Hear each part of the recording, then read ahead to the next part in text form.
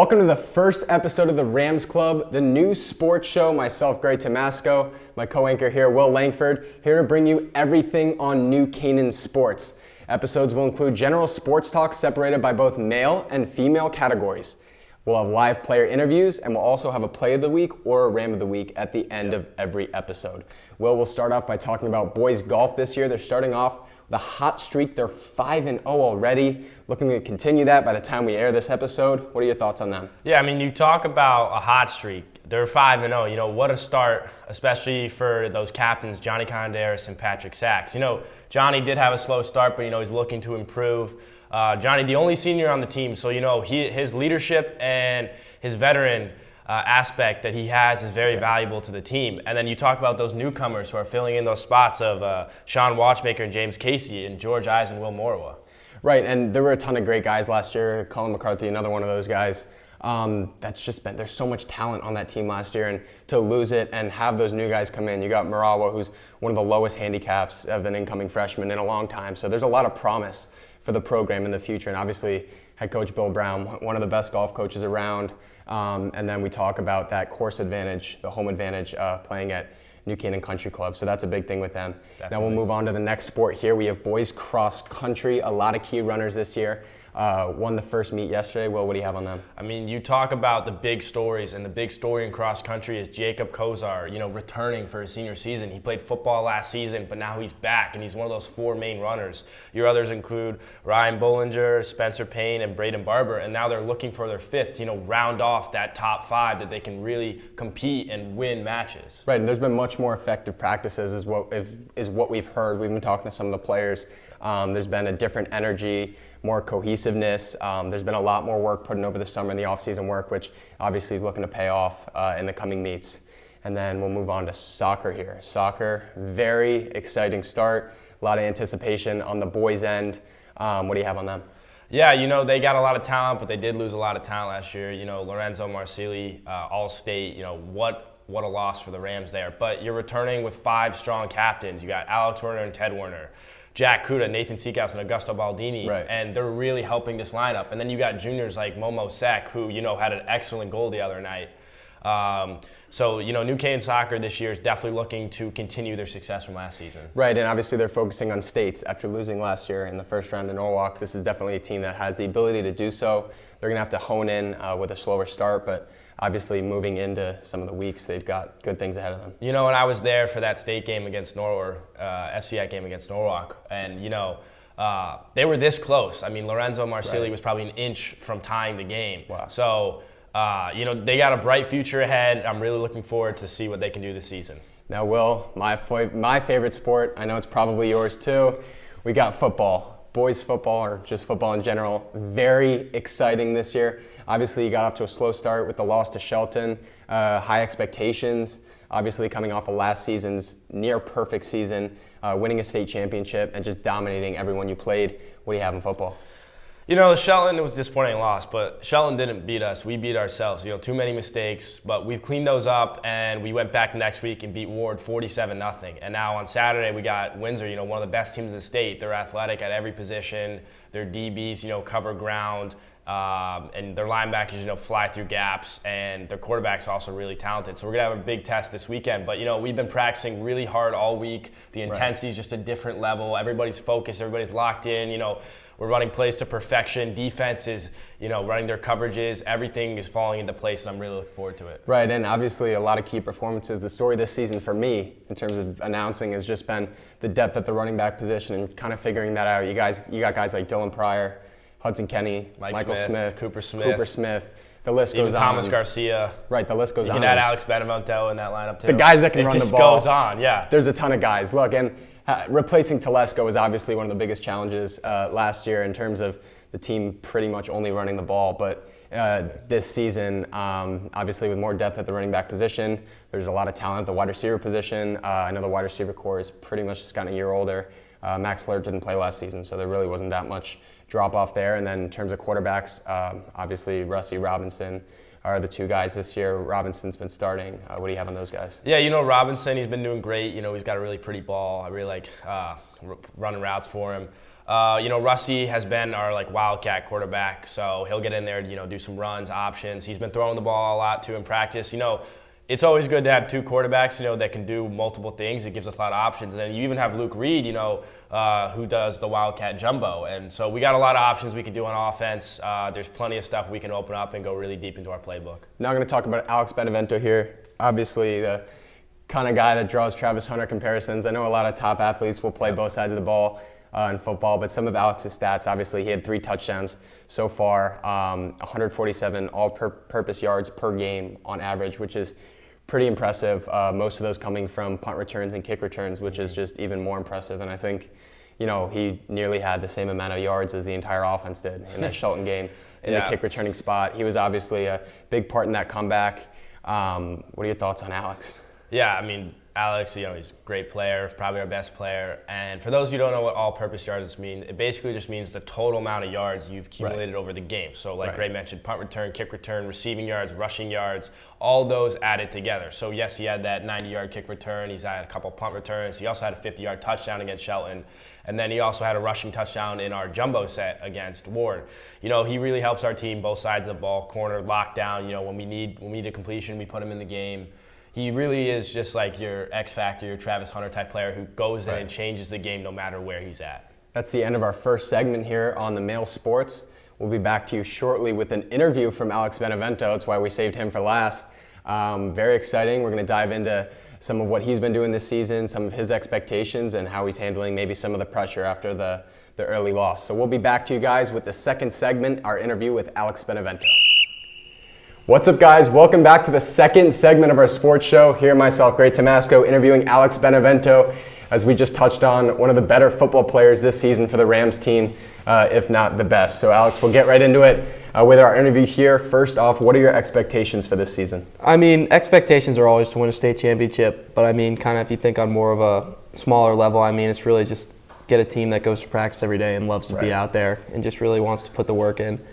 And yeah, like I said, obviously overall state championship, but really, just come to practice to work every day. Right, and regardless of what you think, there is pressure on your shoulders this season, coming off a state championship season. Not just pressure on you, but pressure on the whole team. How are you or some of the other leaders on that team helping handle that pressure? I really think I don't think it's a lot of pressure. We did win a state championship last year, but we try not to think about it. We kind of attack every day like it's a new season, because it is a new season, and things that may have worked last year, different personnel don't work this year. So we're not really trying to live up to what last year's team did, but we're trying to form our own path and, just have fun every day. Right, I like that. So obviously a very exciting thing, being a captain here at NCHS. As a football captain, what does that mean to you growing up, watching games, being excited about the program? Yeah, of course. It's definitely a tremendous honor. When I was younger, I always looked up to the football team. My brother had played on the football team, and, you see those youth kids, they do really look up to you. And so, it's a very big honor. And, I actually have a younger brother who's a 6th grader. And so trying to be a good role model for him as well. It means a lot. Right. And obviously one of the biggest games of the season right now coming up, Windsor on Saturday. Bomb Squad, by the way, USA themed. Hopefully they'll show out with the upcoming rain. Just a quick bit on the rain. How do you think rain affects your play? Rain definitely makes it a little bit more difficult to catch and things like that. But I really think our run game is very strong, and Windsor, one of their strong suits is their pass game. So I think it will definitely be an advantage towards us in the rain. But I think either, no matter what day, what weather we play in, I think we can definitely handle them. It's going to be a fun game. Right, and obviously a very talented team in Windsor.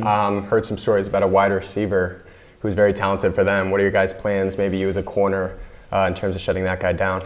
Yeah, we do. We definitely noticed that there are definitely some guys on that team that are really good. But we try not to define. We try not to make that define or we try not to have that define our defense. We're still going to play the way that we like to play. We're going to run the same coverage that we want to cover it, and we'll adjust on the fly if he's given us some problems. But we're really trying not to break character. Right, and obviously morale after that first loss against Shelton must have been a little tough in practice. What did you do, or what did some of the guys do to kind of bring up the energy and then obviously dominate Ward?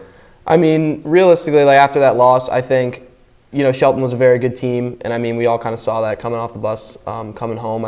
That next week of practice was really, we were all hungry, and we all kind of wanted to get back to like what we knew that we were able to do. We felt that we lost that Shelton game more than they won it. Right. And so, I mean, that a bunch of the captains and a bunch of the guys on the leadership council, like kind of the leaders on the team, like, you know, we kind of brought everyone together, kind of settled the ship and said like, hey, you know, that wasn't us. We're going to come back. We're going to be just as good. And, you know, we just got to take it one day at a time and make sure that we don't take practice for granted. Right, and some of those key losses, obviously the loss to Charlie O'Connor for the season, a big hit for the team. But you got great guys filling in behind him. You know, what's your confidence like in those guys and their ability to perform at the same level this season? Yeah, I mean, obviously Charlie's a huge loss, and I personally know how it feels to lose a season that early. And, right. you know, I know how hard he worked for it, but I'm very confident. You know, Simon Chakaroff is the outside linebacker that's filling in for him, and I've seen Simon's work ethic, the way that he goes about practice every day. You know, he asks questions constantly, and so I'm confident in his ability. That's good. And you've obviously come off an injury last season and then had to bounce back for this season. What was that process like? Maybe a little bit of the mental aspect. You know, what were your thoughts? You know, a lot of guys have that, and they think about, you know, quitting or not working as hard, or, oh, it'll come back in a few months. But obviously you were there and you stuck through and you worked the whole time. Yeah, no, I mean, it's obviously difficult. I mean, you know, having to sit on the sideline and watch your team be so successful. I mean, you can't help be happy for those guys, but, you know, there's also a part of you that thinks like, oh man, I wish I could be out there. And so, you know, for me, it was just almost just picturing kind of where I am now and knowing that, oh, you're going to have next year, like there's still one more year to play, but you just got to make sure that you're doing everything you can to make yourself better, to prevent that injury. So through lifting, stretching, things like that. And yeah, I mean, it was hard, but I mean, I just tried to stay positive and make sure that I would remind myself that I'd be back and be able to come back.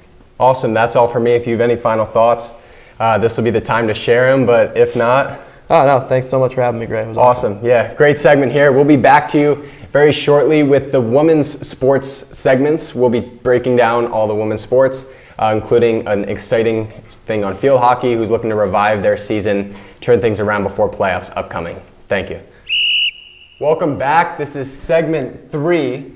I'm here myself, Gray Tomasco, to my left, Jack Frieders. We just spoke with Alex Benevento, his thoughts on the season, his experiences. We're now going to dive into some girls' sports. Take us away.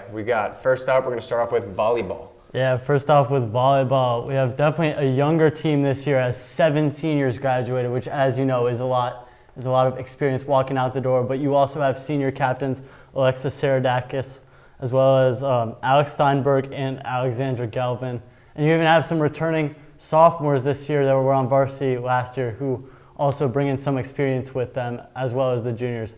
But it's definitely a younger team, and their goal this season is to put a banner up, whether it's states or FCX, but they need to start with achieving little goals along the way, such as communication and hustling throughout their Right, and one thing I play. saw in that Jonathan Law game, which was very interesting, was they were down 2 sets, and then they actually came back and won that game. I believe it was like a 3-hour game.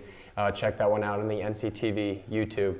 But the Rams pulled out the win. That was their first game of the season, I believe. So just a very promising start, and obviously looking forward to good things in the future.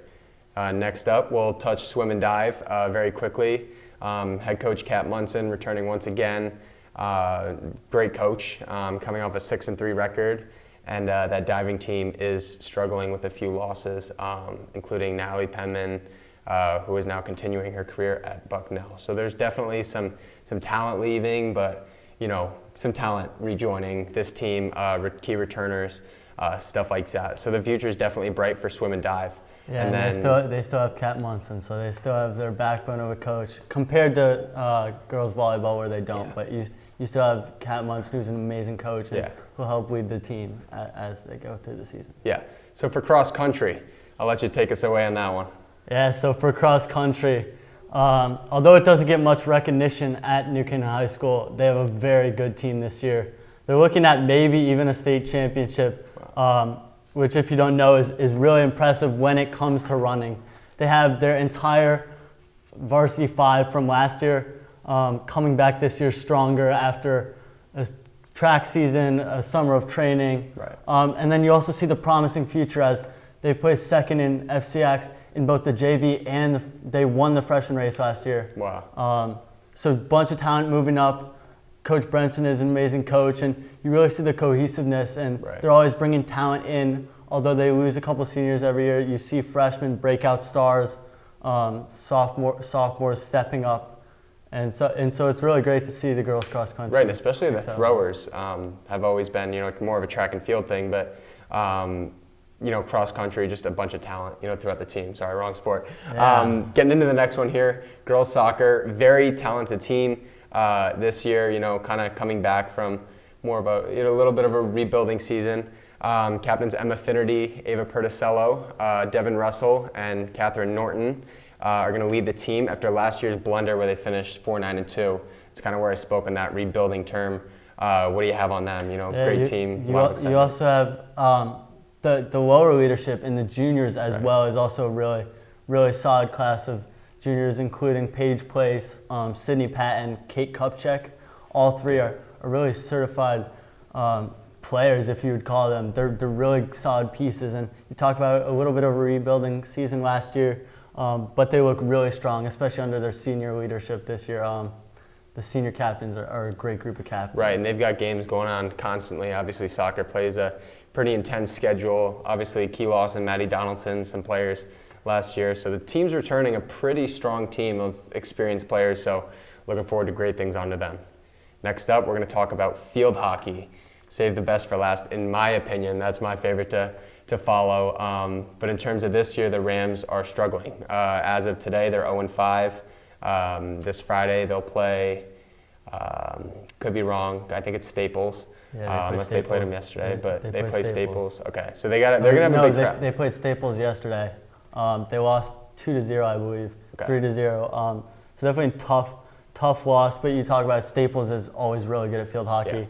Yeah.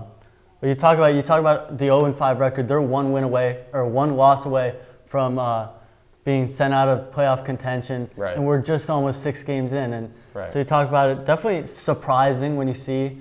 But if you go watch the game footage, you can tell they're definitely struggling scoring goals after Shauna Ferraro walked out, or didn't walk out. She went to play college field hockey at Middlebury. Yeah. So you talk about it. They're struggling on offense, and obviously you know how it goes. When you get into a struggle, you kind of ride the struggle a little bit.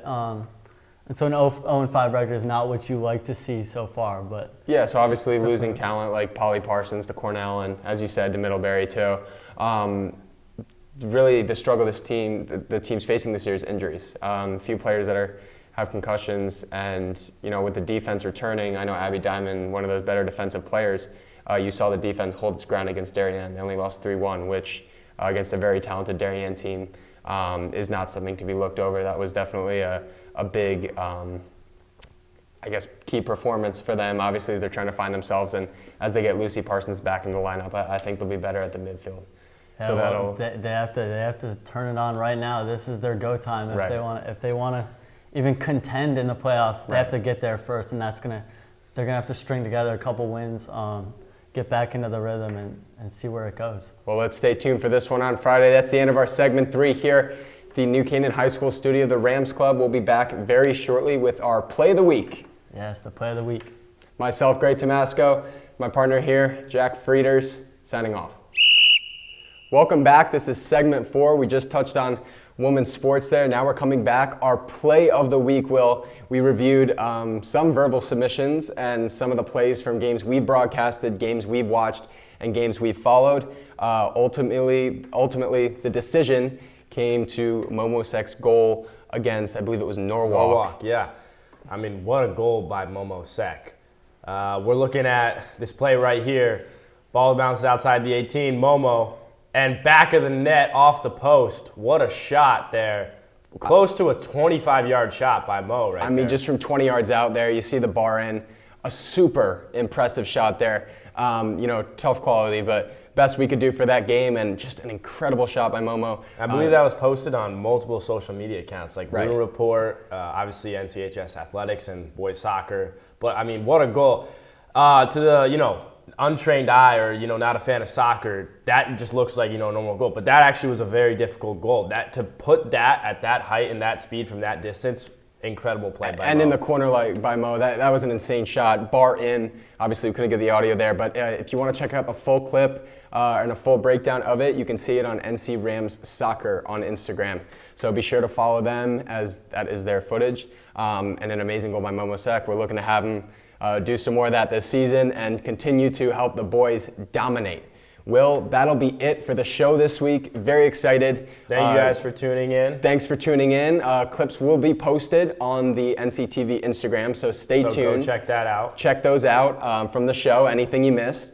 And we'll be back in 2 weeks. And another thing, on the Instagram story for NCTV, you can submit the clips you want to be up for contention for Play of the Week, and then we'll vote on them within the NCTV class. So just DM us at NCTV, and from there we'll decide who gets the Play of the Week. Myself, Gray Tomasco, to my left, my partner Will Langford, signing off. Thank you.